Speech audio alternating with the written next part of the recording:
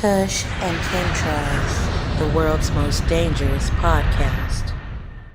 Yeah, man. So these last time you brought the tuning forks, that was actually a couple episodes ago. So I talked to you about the 1111 last time, right? Yes, sir.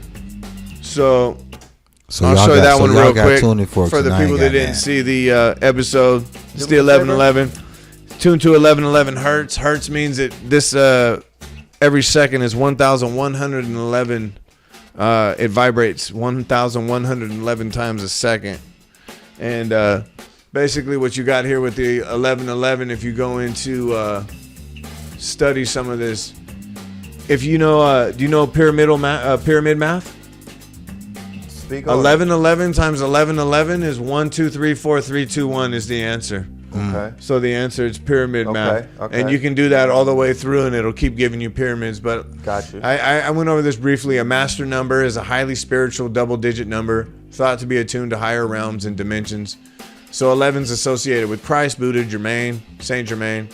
And when you see the number 11, you know that further validation, you're interacting with a divine frequency and energy field. You brought up people making wishes at 1111. Mm-hmm. So this one right here, in particular, what you can do, it's good for cleansing your aura, getting negative energy out of certain spaces. So just like when you smudge with, what's it called?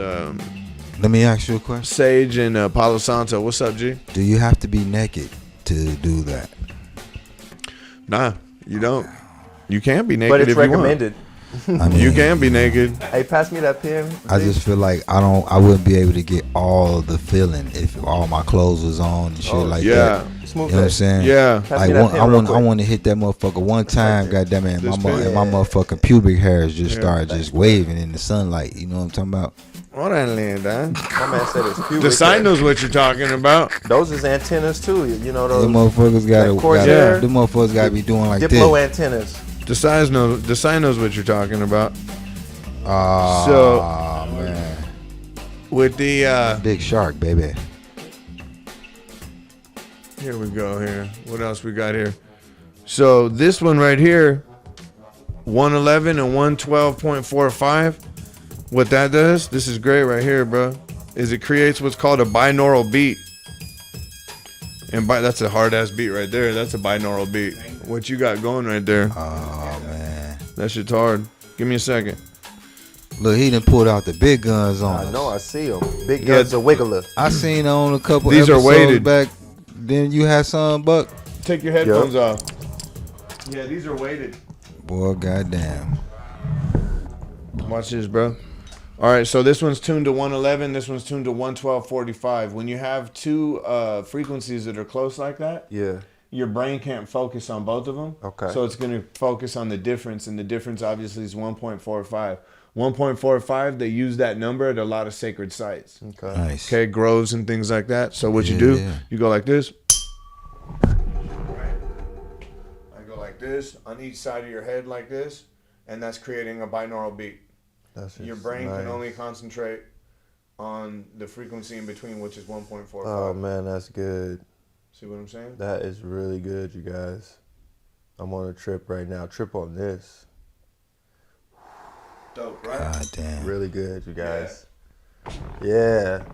So that was fire. Binaural beats. When you hear two tones, one in each ear, that are slightly different in frequency, your brain processes a beat at the difference of the frequencies. This is called a binaural beat. So let's say you're listening to a sound in your left ear that's a frequency of 132, and in your right ear you're listening to a sound that's a frequency of 121. Your brain gradually falls into synchrony with the difference of 11 hertz. Instead of hearing two different tones, you instead hear a tone at 11 hertz. Binaural beats are considered auditory illusions. For a binaural beat to work, the two tones have to have frequencies less than 1,000 hertz. So if this was over 1,000 hertz, they wouldn't work. Okay? And the difference between the two tones cannot be more than 30 hertz. The difference between this is 1.45 for a reason, because of the sacred sites. Okay? The tones also have to be listened to separately, one in each ear. So you can't have it in music that's not panned. Binaural beats have been explored in music and are sometimes used to help tune instruments such as pianos, organs.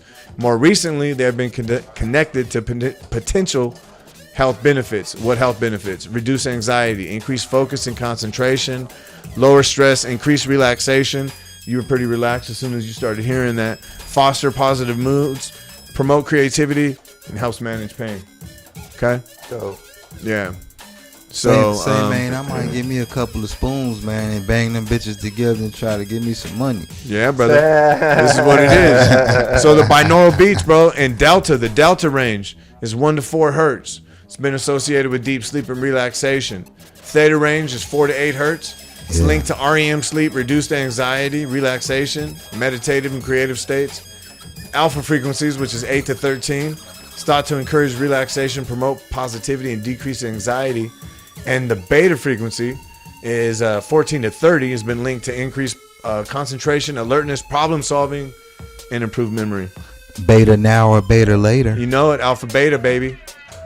Shit. and if you don't have tuning forks, you can look up binaural beats on YouTube. It I'm has gonna a have to pretty give me good some of them motherfuckers. simulation of, you know, giving you some relaxation and some of those health benefits. Yeah. So, yeah. Indeed. Let's see, what do we got here? Facto. So, and then I got one more I want to show you guys. These are tuned to the Schumann resonance, and that's spelled SCHUMANN. Let me put my head. You know if they home right now or not? You know if they home or not? The Schumanns? The Schumanns. Yeah. Nah, they probably they probably still out. So the Schumann Bang that resonance. motherfucker there. The Schumann. Let's see here. Schumann residence. Schumann resonance. Oh, that's why I asked, was they home? Goddamn it. Yeah, the Schumann resonance. So at any given moment, about 2,000 thunderstorms roll over Earth, producing some 50 flashes of lightning every second. Each lightning burst creates electromagnetic waves that began to circle around Earth, captured between Earth's surface and a boundary about 60 miles up. So what you see up here is the frequencies being from the lightning storms. Yeah. Right? Raiden. So what ends up happening is the Schumann resonance that provides a useful tool to analyze blah, blah, blah, blah. All this nonsense. So Mother Earth's natural heartbeat rhythm is the frequency of 7.83 hertz, also known as the Schumann resonance. 7.83 hertz is an alpha theta brainwave frequency in the human brain. There's a whole bunch of interesting things right there. Cell phones, stuff like that throws it off, right? So what you have right here with these two is one is 56.725 and the other one is 66.755. The difference is 7.83. And again, you got the binaural beats. That's the Schumann resonance. That's Mother Earth's heartbeat right there. That's what you're tuned into. 7.83 hertz. Boy, them bitches still rocking. Yep. That was nice. So if you guys are interested in picking this up, you can get some at lovefrequency.us, my brother's site right here. You can also go to universalsong.net. Oh, you sell them shits? You sell them shit? The double ones, you know what it gave me? The first one you did, I'll touch on the Schumann since that was the most recent one. That one had a wow, wow, wow, and I could feel it throughout my body. It felt grounding. I wanted to have my feet in the dirt. Yeah. And then the first one you gave me, the binaural, I literally felt my brain waves like gyrating like this, like how you would picture like the wave moving. When you look at it on one of those charts that picks up your brain. Like I felt that shit going from one side to the next, like bouncing back and forth. So yeah, you could literally feel it. It's more than just the sound; it's the vibration. Yeah. That shit was Right. bad. Yeah, that's. I got to get some of those with the two because I got the 528, but you know how you did it with the left and the right, it gives you a different effect. Yeah, it's got the. Did it hurt when you cracked your knee? Nah. You busted open your knee? Nah, because they're weighted, so the weight gives it some. Fuck that! I'm using knee pads. That's what she said. Hey, goddamn it! Brought to you live. I'll be back on Tuesday nights. Chilling circuit. Yeah, leave something in the tip jar, motherfucker. Go home. Good night, goddamn it.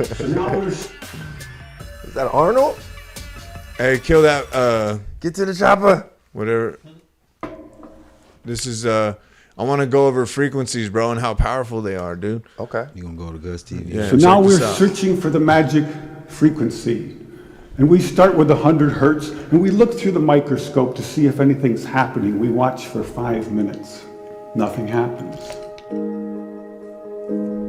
This is We amazing. try brother. hundreds and hundreds of frequencies, if not thousands, until we find the magic combination. Because we believed there just had to be a better way. There had to be a better way. And we think we may have found it. I have here 2 identical tuning forks, both tuned to the note A, the note an orchestra tunes to. These forks are both made to vibrate 440 times per second. We say their frequency is 440 hertz. If I tap this fork, putting little pulses of energy into it, the second fork will also vibrate in sympathy. And if I silence this fork, we just may hear the other singing its tone. We say that I'm inducing a sympathetic resonant vibration in the second fork. It only works because both forks are tuned to the exact same frequency. Now, many of us have seen this very charming young man on the internet who shatters crystal glasses with his powerful voice. But if you watch him carefully, you'll see that first he taps the glass with his finger and listens. The glass sings its natural resonant pitch. Then he takes a deep breath and sings a loud, long note. He induces a resonant vibration in the crystal glass. The vibration grows larger and larger and larger until the glass is shattered. On the other end of the scale, we have a giant bridge made out of concrete and steel, a suspension bridge, the Tacoma Narrows Bridge. Cars and trucks and buses are going over it every day. And unfortunately, where they built this bridge, there was a steady wind blowing across it. And one day this wind induces a small vibration in the bridge, hardly noticeable. But the frequency of the vibration matches the resonant frequency of some part of the bridge. And the vibration gets larger and larger and larger until the bridge collapses into the river below. A destructive resonant frequency. So on one end of the scale, we have a giant concrete and steel bridge destroyed by resonance. And on the other, we have a small crystal glass shattered. So maybe we could shatter something even smaller, something really small, something you would need a microscope to see. Maybe we could shatter a living microorganism. So maybe we could change a biological living liquid crystal with a special electronic signal. But in order to do that, we would need some kind of device. So we search the US patent database and we find this invention by a physician, Dr. James Bear of Albuquerque, New Mexico. It's called a resonant frequency therapy device, and its purpose is to induce a resonant vibration in a living organism or cell. And we destroyed them all. If I put in, because we can never have say, you be 100 healthy. hertz, out will come 100 pulses per second. If I put in 200 hertz, we'll get 200 5G. pulses. So now we're searching for the magic frequency. And we start with 100 hertz, and we look through the microscope to see if anything's happening. We watch for 5 minutes. Nothing happens. So we try 101 hertz. We look through the scope for 5 minutes, and nothing happens. So we try 102, 103, and so on. Over the course of 15 months, we try hundreds and hundreds of frequencies, if not thousands, until we find the magic combination. The answer is you have to have 2 input frequencies, one low, one high, and the higher frequency must be 11 times the lower. It's what we musicians would call the 11th harmonic. When we add the 11th harmonic, we begin to shatter microorganisms like a crystal glass. These are the first videos taken. We showed these videos to our friends in the biology department. They Basically, said y'all, they hadn't could seen cure anything cancer, quite but like they it. won't do it. Seems to be a new Too much phenomenon. money wasted. Too Y'all much know money that, though. Are wasted, being baby. shattered by our electronic signals. We now know that cancer is vulnerable between the frequencies of 100,000 hertz and 300,000 hertz.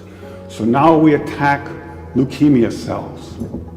Leukemia cell number 1 tries to grow a copy of itself, but the new cell is shattered into dozens of fragments and scattered across the slide. Leukemia cell number 2 then hyperinflates and also dies. Leukemia cell number 3 then tries to make another cancer cell. The new cell is shattered and the original cell dies. Nikola Tesla. He said, if you want to find the secrets of the universe, think energy. Boy, hey. So yeah, that right there, brother, is how powerful these frequencies are. Because if life is all vibration, Facts. right? Right. Then if you can create life with it, you can heal life with it.